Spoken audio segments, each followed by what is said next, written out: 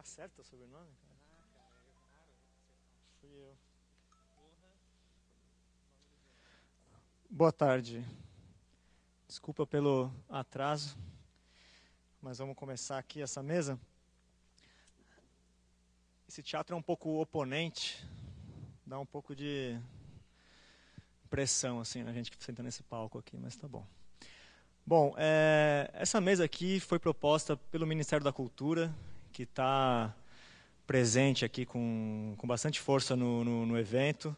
Tem inclusive um stand lá na parte de stands, e simboliza um pouco a retomada do Ministério da Cultura nessa pauta do software livre, da cultura digital, que já foi uma pauta muito forte no Ministério da Cultura e agora volta a ser.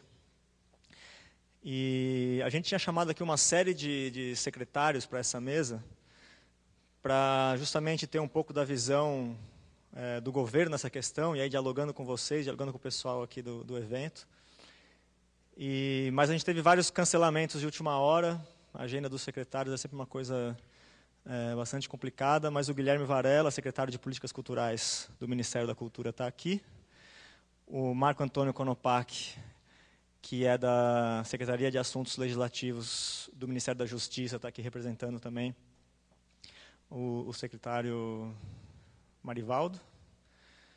Ricardo Pop, da Secretaria-Geral da Presidência, trabalha lá com a parte de participação, na Secretaria de Participação da Presidência. E o mote dessa mesa aqui que a gente chamou foi justamente para discutir o Ministério da Cultura. Desculpa, Fábio, o Pop estava na frente. E a Fabiane Balvedi, que é ativista do software livre de muitos anos, participou do Estúdio Livre, que foi e é ainda uma comunidade que pesquisa software livre para produção multimídia. Teve uma participação muito importante na discussão de cultura digital, lá nessa primeira geração do Ministério da Cultura que trouxe esse tema à tona, mas hoje continua ativa em outras redes, em várias redes, não só de tecnologia. E o assunto dessa mesa aqui, qual foi a motivação dessa mesa aqui, é justamente o Ministério da Cultura tem um olhar para a internet como um lugar de um potencial incrível para a promoção e para a realização da diversidade cultural do mundo. A gente sempre teve muitos meios de comunicação, desde a transmissão oral da cultura, o papel, os livros, o rádio, a televisão e tudo isso, mas esses foram sempre meios limitados. Você nunca tinha espaço para todas as vozes neles. Eles sempre tinham limites físicos mesmo para caber toda a diversidade cultural em todos esses meios. E a gente enxerga muito a internet como um potencial de libertação dessa limitação e aonde a diversidade cultural total pode se realizar. Então a gente olha com muito entusiasmo para a internet, para os novas formas de produção e distribuição de cultura que aparecem com a internet. Enfim, essa discussão não é nova, vocês estão bem familiarizados com isso. E eu acho que nos últimos 10 anos, e esse ano faz 10 anos da Convenção pela Diversidade Cultural da Unesco, a gente viveu esse entusiasmo da internet como esse meio libertador, esse meio onde cabe todo mundo, onde tem espaço para a diversidade. Tudo isso se realizou, a gente tem hoje uma inclusão dos celulares e do pessoal produzindo vídeo e música, como a gente imaginava que um dia fosse acontecer, num futuro muito distante. De repente o futuro atropelou a gente e a coisa se tornou muito mais corriqueira do que a gente podia imaginar há 10 anos atrás. Há 10 anos atrás, o Ministério da Cultura fez um programa revolucionário, que foi os Pontos de Cultura, que mudou a lógica de funcionamento do Ministério. E naquela época a gente já tinha essa visão de dar possibilidade às pessoas produzirem multimídia, não só ficarem consumindo. Então a gente entregou kits multimídia para os pontos de cultura, que era uma caixa, que era umas 5 vezes do meu tamanho, assim, com 3 monitores de 19 polegadas, 3 computadores desktop gigantescos, mesa de som, microfone. Era um negócio imenso. Basicamente tudo aquilo hoje cabe no bolso e tem no celular. Então você vê que é um curto espaço de tempo e uma modificação muito grande. Então, de certo lado, aquela nossa vontade que a gente tinha que todo mundo passasse a ser produtor multimídia e não só consumidor, se realizou. Por outro lado, a gente começou a viver um fato interessante, que é essa produção né, a internet que é tão diversa, a gente viu um movimento de redução de novo. Então a gente vê todo mundo nos mesmos sites, todo mundo usando as mesmas redes. Essas redes são redes de empresas internacionais, e a gente tem, então, esse espaço, que pode ser um espaço de grande promoção da diversidade cultural, da transparência e da participação, também podendo se transformar num grande espaço de controle e de vigilância e de pouca diversidade, na verdade. Então, acho que esse é um pouco o tema. Eu vou deixar as pessoas falarem, vamos convidar vocês para falarem também. E aí, para contextualizar, só narrar um fato que aconteceu com o Ministério da Cultura, que acho que também trouxe muito essa discussão à tona, que foi, talvez vocês tenham acompanhado, o Ministério da Cultura, na Semana do Índio, publicou uma série de fotos de um acervo de fotos de indígenas do começo do século passado, todas as fotos em domínio público, e para divulgar uma exposição fotográfica na Semana do Índio. E uma dessas fotos aparecia uma índia com os seios à mostra, e o Facebook cortou essa foto. Bom, tudo bem, tem um algoritmo lá que reconhece os padrões de nudez, foi automático, vamos entrar em contato, explicar que se trata de uma foto histórica, de uma exposição. Entramos em contato e, veja bem, não podemos fazer nada. Aí isso chegou no ministro, ele ficou muito chateado, para dizer a melhor palavra, porque ele entendeu isso uma afronta à soberania do Ministério da Cultura de publicar na página dele do Facebook, por mais que seja uma página dentro de uma rede privada, que tenha termos de uso, mas é um veículo de comunicação do Ministério da Cultura, do Estado brasileiro, ser censurada. E aí ele entrou em contato pessoalmente com os representantes do Facebook, e a resposta foi que eles são uma comunidade global, que eles seguem regras globais, e que eles não podem atender casos específicos, e que, do ponto de vista legal, eles respondem ao Tribunal da Califórnia. Isso o ministro não aceitou, ele chamou uma coletiva de imprensa no dia seguinte, anunciando que faria um processo, começaria um processo contra o Facebook por essa censura. O Facebook, já antes da coletiva, voltou a foto. Enfim, isso mostrou um pouco como está frágil, como a gente está num momento fragilizado, onde a gente tem, isso que eu falei, ao mesmo tempo um espaço de extrema liberdade de publicação, um espaço que muita gente reconhece como se fosse um espaço público, né? Tem um papel social, que é o Facebook, está todo mundo lá discutindo, mas, ao mesmo tempo, esse espaço ele é controlado por uma empresa que não tem o menor compromisso com a legislação brasileira, ou com os direitos civis, ou com a liberdade de expressão, ou com o Estatuto do Índio, ou com nada que diga respeito a esses assuntos. Feita essa introdução, passo a bola aqui para os outros componentes da mesa, e depois a gente abre um diálogo. Vou pedir para você começar, pode ser? Surpresa. Aí depois passa para o Fábio, passa para o Paulo. Beleza. Bom. Boa tarde a todos e todas. Sou Marco Antônio Konopak, eu sou assessor de Novas Tecnologias de Participação na Secretaria de Assuntos Legislativos. Primeiramente, queria lamentar, é uma pena que nem o secretário Marvaldo, nem o secretário Gabriel puderam ter vindo a Porto Alegre. A gente está tendo dias difíceis dentro do Ministério da Justiça, vocês podem acompanhar, né, especialmente por conta do trabalho intenso do Congresso que a gente está vivendo no atual cenário político, né. Houve muito esforço, especialmente por parte do Gabriel, que me incumbiu essa missão de representá-lo. Só ontem que ele acabou decidindo que não poderia vir, e aí eu estou com essa dura e difícil missão, né.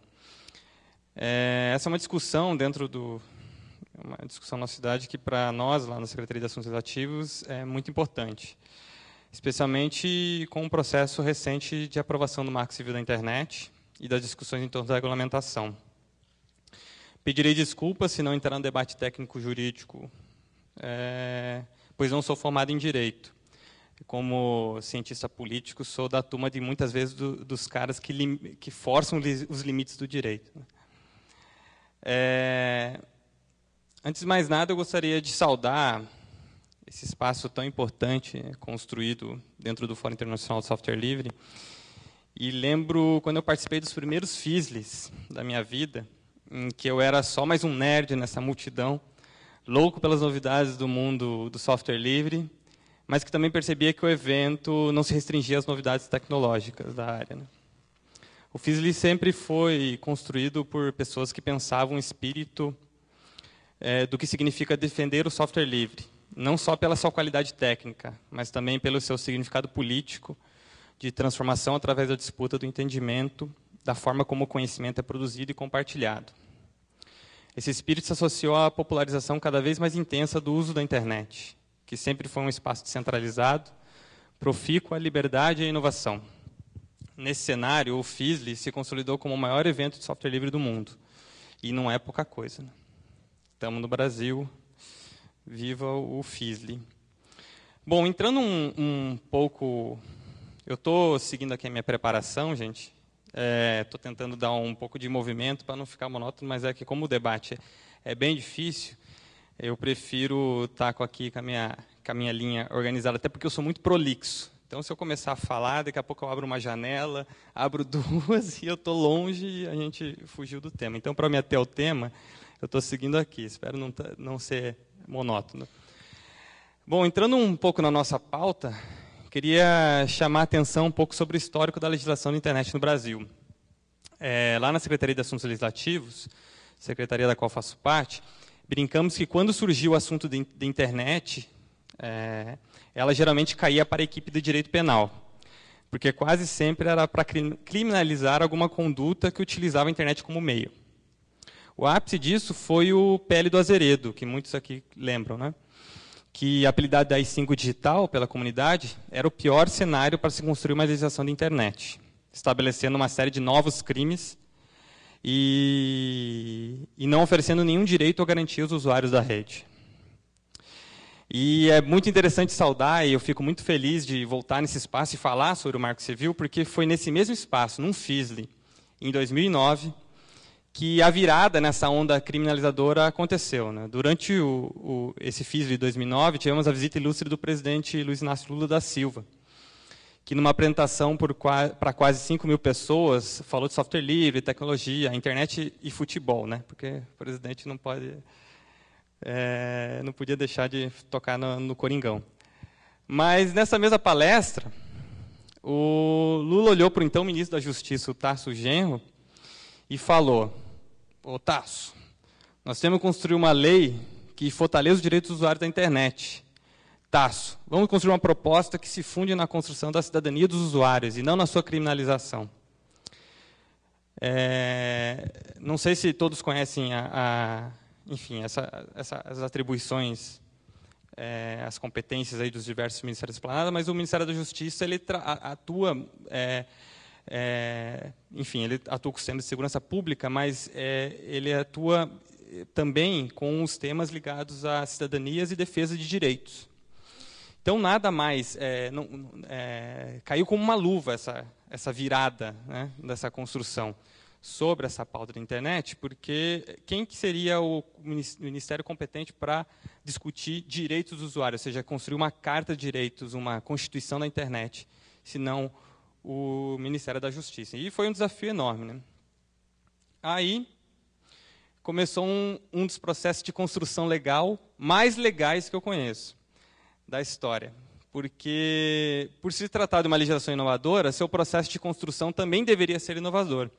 E por isso a SAL, que é a minha secretaria, da qual faço parte hoje, procurou envolver diversos atores que estavam pensando sobre isso naquele momento. E, em parceria com a Cultura Digital BR, lançou um debate público para discutir o anteprojeto do Marco Civil da Internet.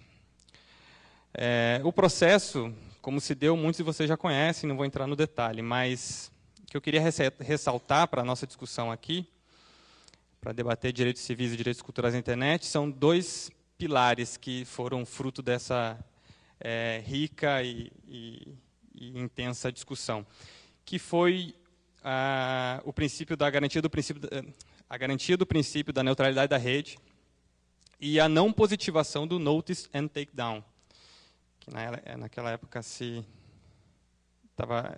era uma grande ameaça. Então, com relação à garantia da neutralidade, seu impacto sobre os direitos civis, os direitos culturais dos usuários é bastante significativo, ao passo que, com ela, a inovação e a isonomia na disponibilização de conteúdos está garantida.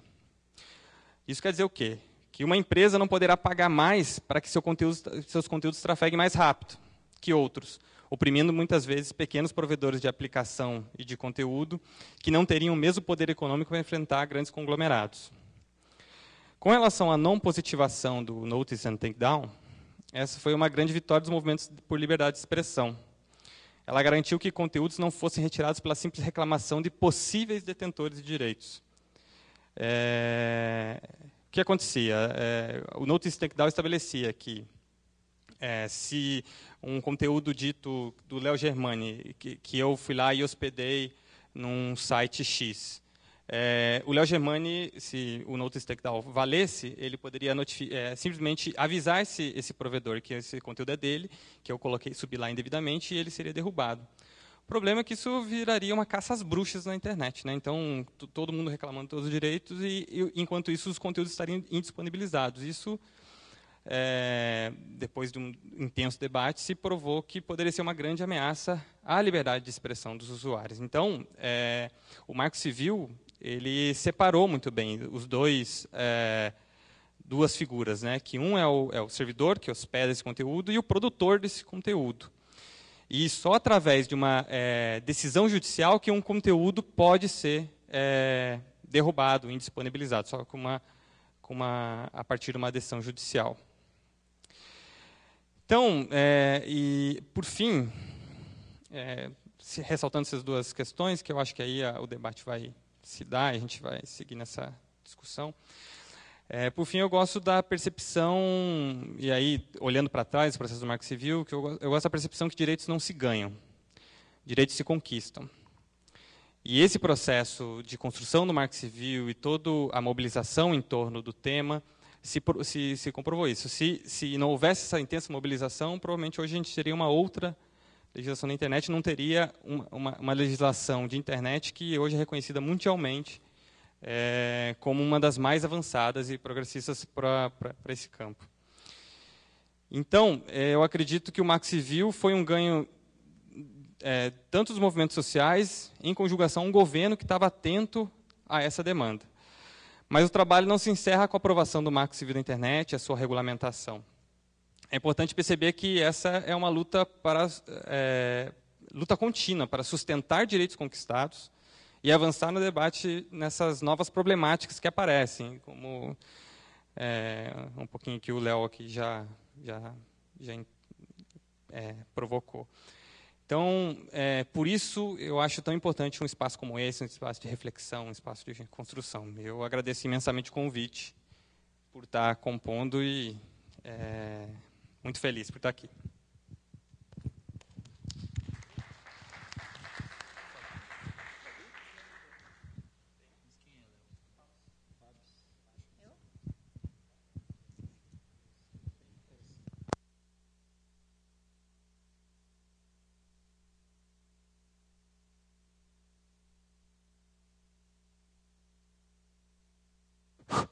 Alô? Obrigada. Eu participei, né, de algumas gêneses no Ministério da Cultura em relação à cultura digital, né, nos pontos de cultura, principalmente no Sul. Aqui eu ajudei a coordenar a implantação de alguns pontos, né, de cultura em relação aos kits multimídia, etc. E desde lá, acho que começamos em 2004, né, Léo? 2004, que nós começamos a trabalhar com essa questão dentro do Ministério da Cultura,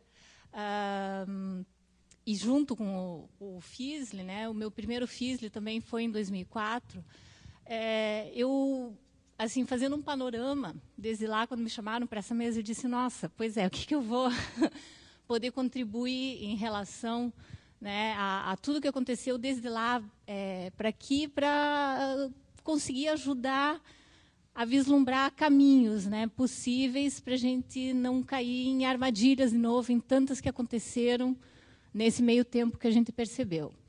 E eu vejo assim um pouco, desde lá, na verdade, né, eu vejo uma certa desconexão das ações do Ministério da Cultura com outros ministérios que seriam tão importantes quanto para essas questões, né, que seria o Ministério da Comunicação, o Ministério da Educação, né, até estava comentando com o Pop, que disse, nossa, o nosso ministro da Educação é professor de ética, né, e ética tem tudo a ver com software livre. Poxa, vamos tentar fazer uma conexão aí, né, dessas questões.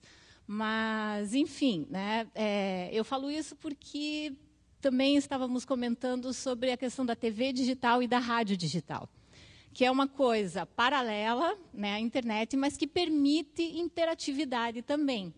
Então, quando a gente pensa em internet, quando a gente pensa em ferramentas que estão conectadas, né, e que fazem as mídias sociais acontecerem, e está todo mundo só naquele software produzido por aquela empresa, ou naquele e-mail que é só produzido por aquela empresa, ou naquele buscador que é só produzido por aquela empresa, mas que outras alternativas de interatividade nós temos, né? E o que significa realmente a interatividade? O que significa nós estarmos em rede, né, interagindo, né, e conseguindo nos comunicar em uma via de duas mãos? Porque até hoje, o que a televisão era para nós? Uma via de uma única mão. A gente só recebia informação.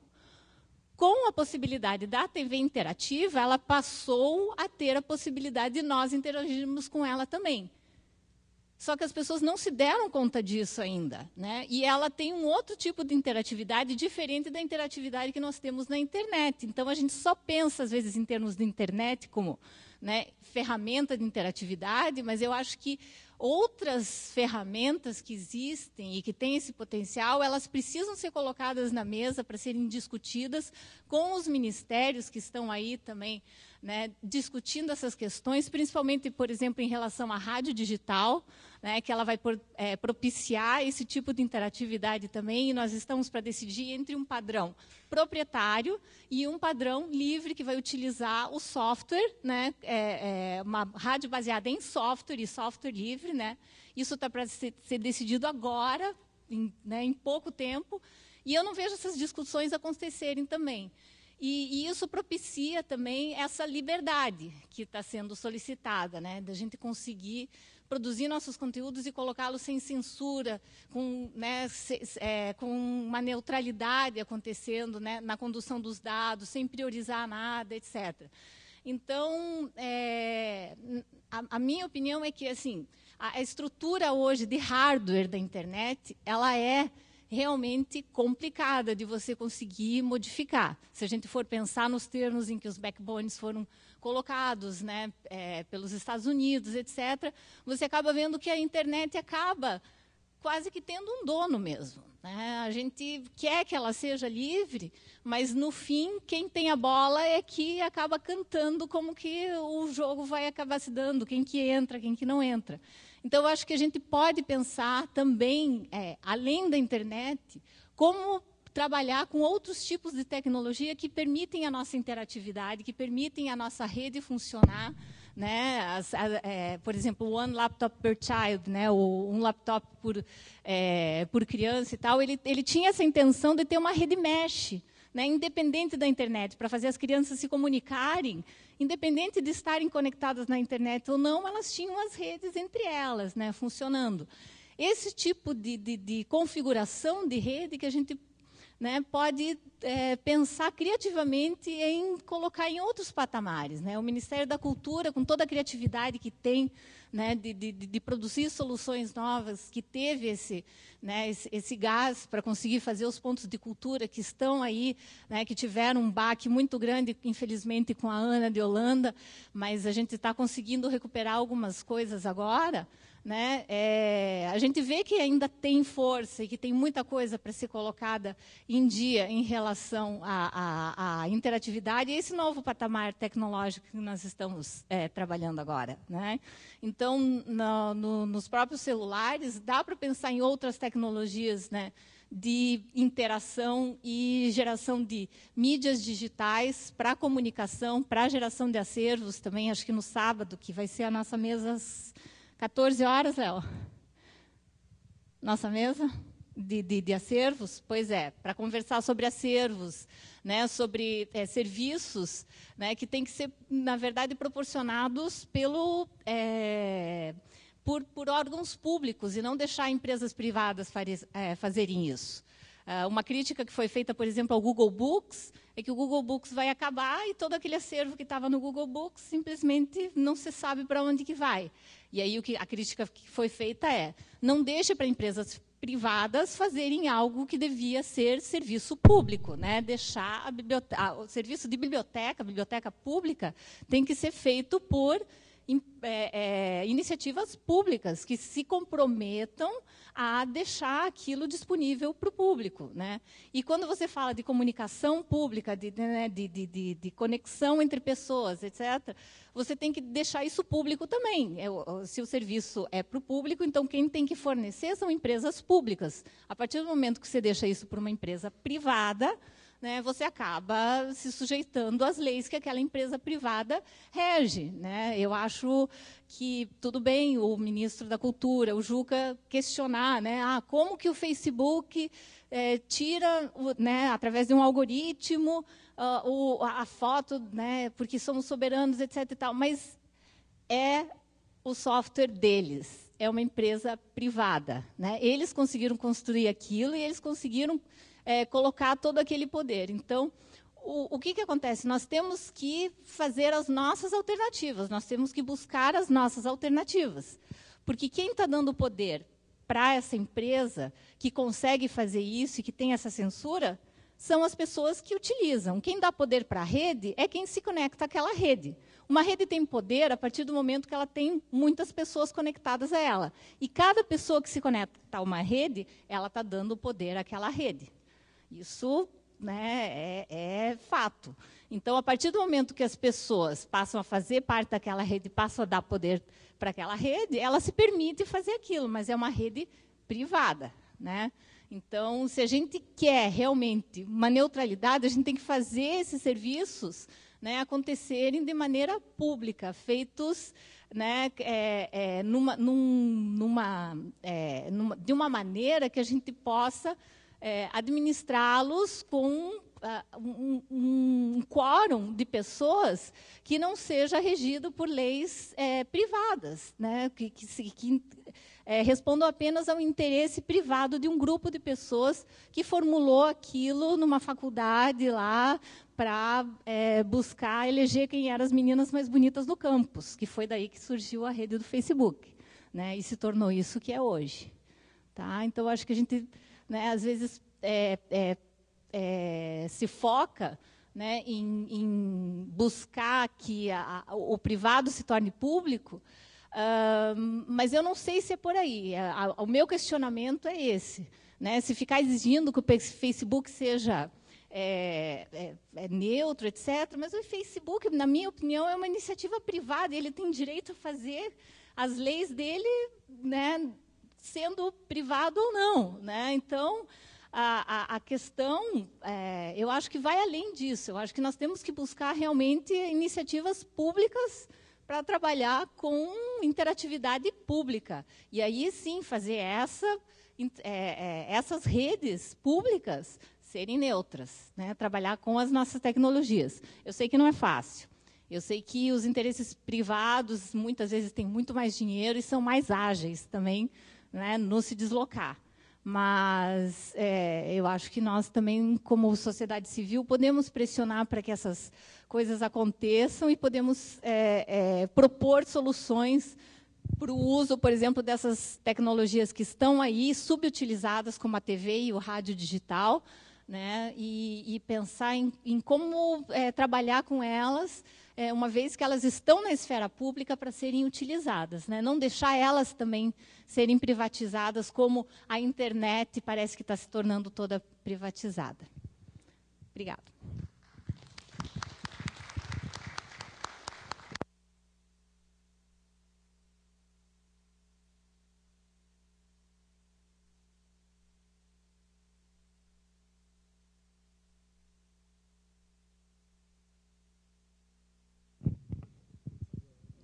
Boa tarde, gente.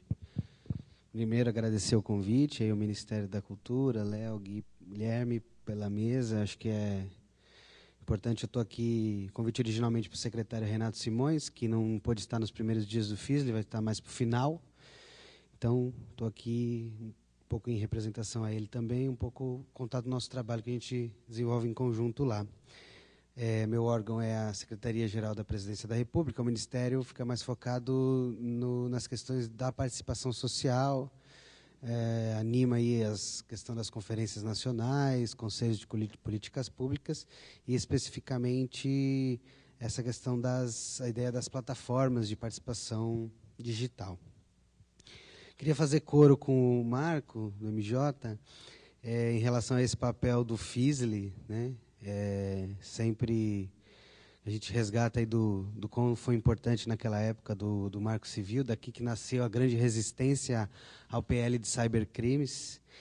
E faço isso porque eu acho que tem uma relação interessante com o tema dessa mesa, que é o tema das redes proprietárias e do quanto seus algoritmos proprietários estão mediando as nossas relações e determinando o que a gente vai gostar ou não gostar, ou a forma com que a gente vai se organizar em rede.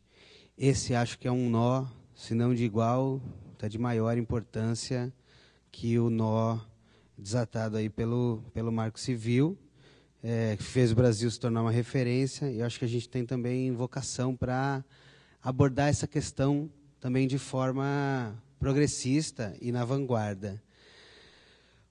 Em relação ao que a gente tem de reflexão e de praxis lá na Secretaria-Geral, a gente toca um portal de participação social que vem das nossas narrativas e na forma com que a gente vem posicionando ele, se transformando cada vez mais numa plataforma de participação social, que é o Participa BR. E aí eu acho que é importante trazer um pouquinho dessa história para essa reflexão. Quando nós, primeiro Hello World do Participa BR, em julho de 2013, já vinha sendo fomentado ali na Secretaria-Geral, mas nós botamos lá a primeira instância de Nosfero no ar. Bom, vale esclarecer, o Participa BR é uma rede social, um CMS, baseado no Nosfero. É o Nosfero, que é um software livre a GPL v3, desenvolvido até originalmente no Brasil, tem uma certa comunidade de desenvolvedores, envolve coletivos, cooperativa de desenvolvimento, a Colivre, Salvador, envolve cooperativas de economia solidária, tem universidades usando, o USP, o UNB Gama, tem uma rede de blogs também livre que usa a Nosfero, que é o Blogosfero, umas iniciativas que utilizam.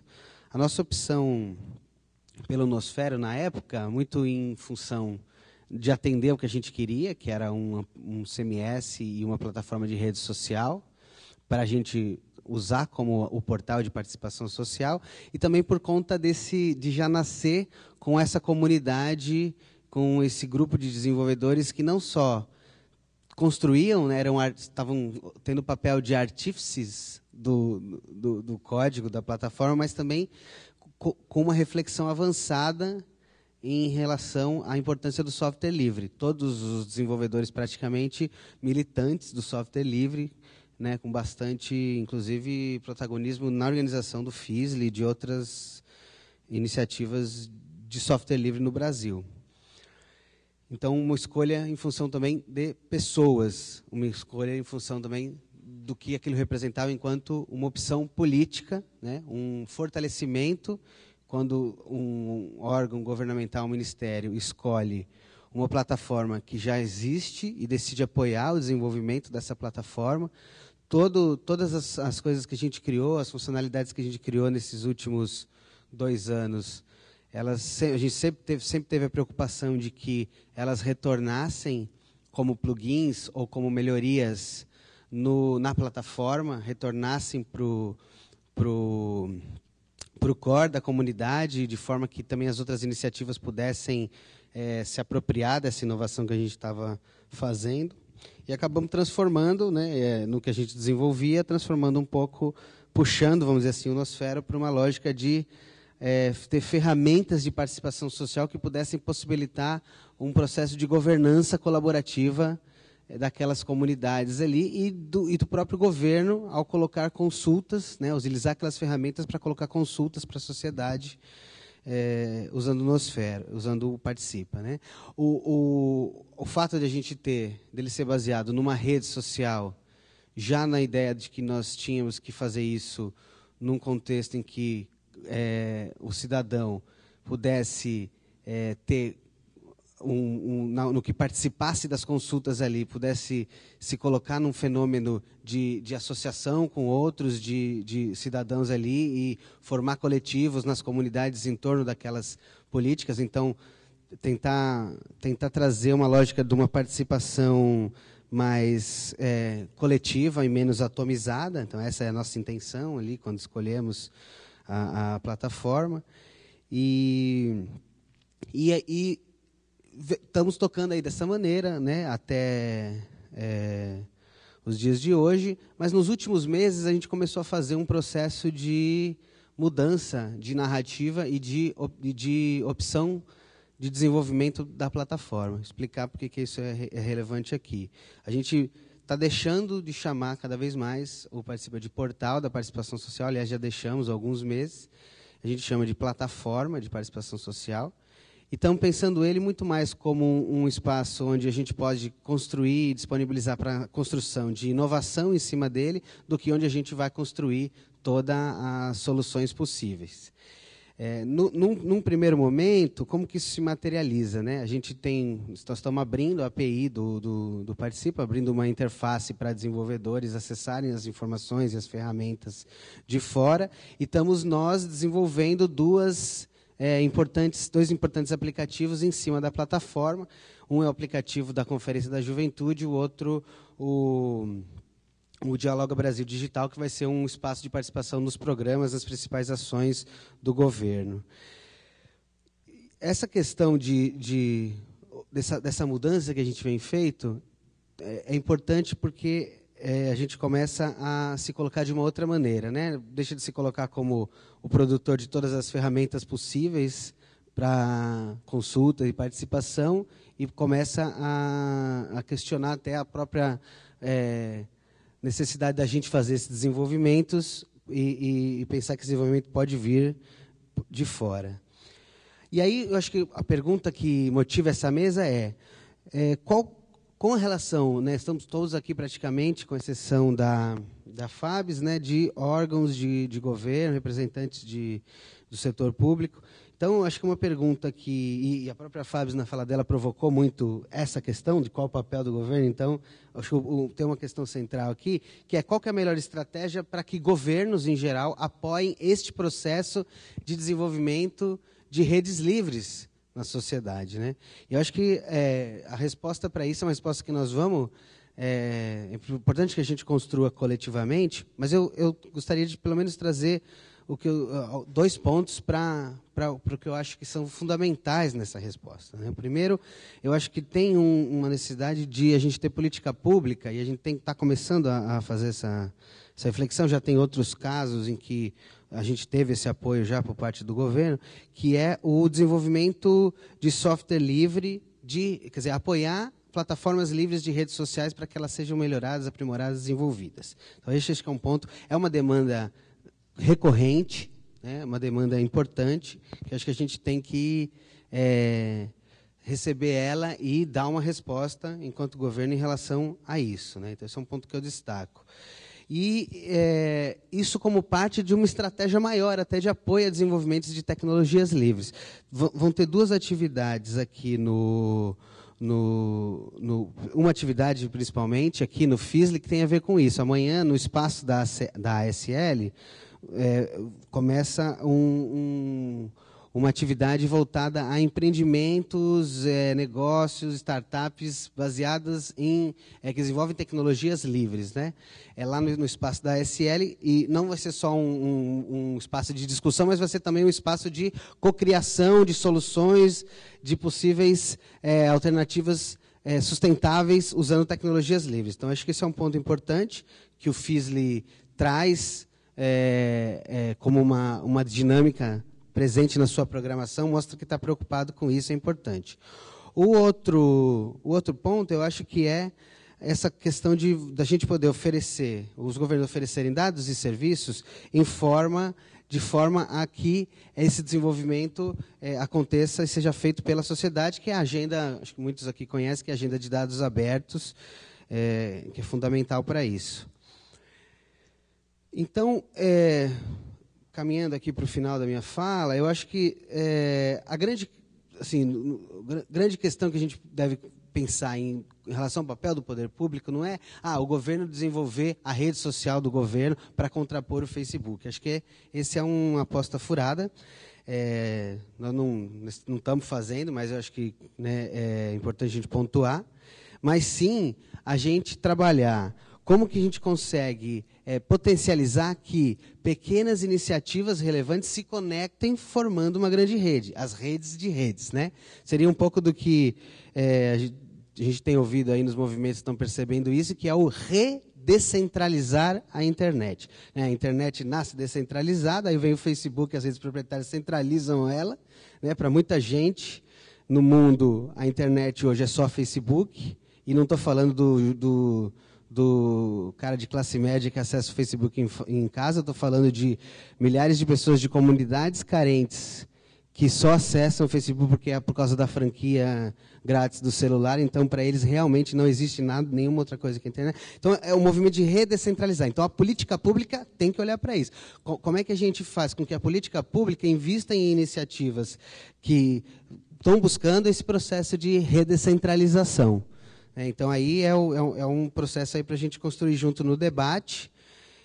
Uma forma de trabalhar isso a gente pensar em oferecer, né, os serviços de governo de uma forma que eles possam se constituir como redes, né, e isso poder se conectar em outras redes, os próprios serviços de governo, e formando essa dinâmica, né, oferecer essa dinâmica em rede para contribuir nesse ecossistema. E tudo que a gente faz, né, como ação de governo, fazer com bastante transparência, né? Os algoritmos do que a gente propõe nos nossos aplicativos têm que ser livres a ponto de as pessoas poderem questionar, melhorar. Nós estamos, por exemplo, nesse aplicativo que eu mencionei mais cedo, agora há pouco, da Conferência da Juventude, nós temos um algoritmo lá. No aplicativo da Conferência da Juventude, nós vamos eleger 30% dos delegados, quer dizer, o processo conferencial, para quem não conhece, ele é um processo que acontece nos municípios, depois os delegados se elegem para os estados e se elegem para a etapa nacional. No processo tradicional, a pessoa tem que ir lá na conferência presencialmente, se candidatar para ser delegado, fazer a campanha ali e ganhar votos suficientes para ir para a próxima fase. Com o aplicativo, 30% desses delegados, que dá mais ou menos metade da delegação da sociedade civil, vão ser eleitos a partir de um outro percurso, a partir de um percurso de relevância por suas propostas no aplicativo, mediados por um algoritmo. Então, vai ter um algoritmo lá que vai dizer quantos pesos vale a curtida da proposta, quanto peso vale o número de comentários, quanto peso vale as outras interações que as pessoas fizeram na proposta dele. E isso vai definir se aquela pessoa, se aquele homem, aquela mulher, vai ser delegado da Conferência da Juventude. É a primeira vez que uma conferência vai fazer isso. Tem um algoritmo aí por trás. Esse algoritmo ele vai propiciar que um novo tipo de delegado chegue até a Conferência Nacional? Vai. Mas também vai cometer várias injustiças, com certeza. Então, a gente vai resolver alguns problemas e criar novos problemas. Por isso que é importante que esse algoritmo seja um algoritmo livre, transparente, para que a gente possa aprender com ele e melhorar, né, para as próximas conferências e construindo isso junto com a sociedade. Então, acho que essa é uma reflexão importante. Aproveito até para divulgar a atividade do Laboratório Vivo que nós vamos fazer em parceria com o Ministério da Cultura, no estande do Ministério da Cultura amanhã, e no dia seguinte, parceria com o Ministério das Comunicações, no estande do Ministério das Comunicações.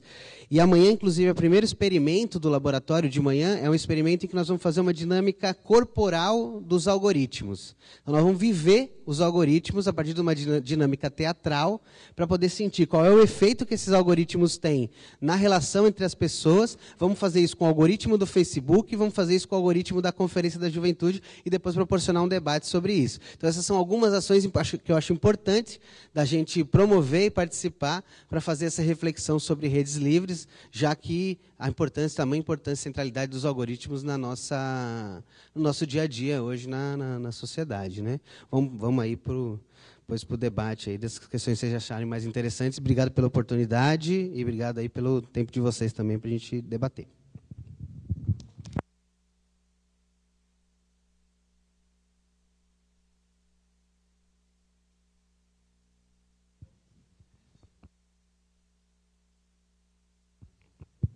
Aí, agora sim.